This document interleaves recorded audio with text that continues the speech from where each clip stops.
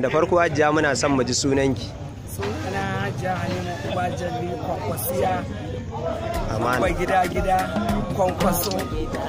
Kowa da kowa 'yan Kwankwasiya. To alhamdulillah Hajiya gashi duk da kin zo a makare wajen taron kaddamar da ba da tallafi ga ɗayan haɗakar social media. Wani farin ciki zaki da kika ji wannan matasa sun ba da wannan tallafi? Wallahi na yi farin ciki yayin ba saboda kana ganin daman Kwankwasiya 'yan haɗin kai ne. Kwankwasiya kuma masu tausayi ne. Kwankwasiya duka 'yan kasuwa ne. Kwankwasiya duka ba mai zaman banza. Duk 'yan Kwankwasiya 'yan neman kuɗi ne.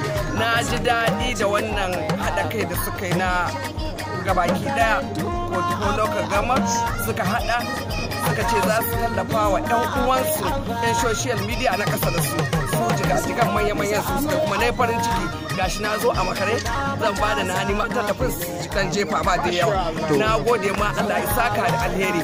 Kwankwasiya ta kowa ce, Kwankwasiya gidan kowa ne, kuma muna farin ciki kowa da kowa Kwankwasiya yanzu ga 'yan Ganduja yau mutum nawa muka karba yau na karbi mutum 173.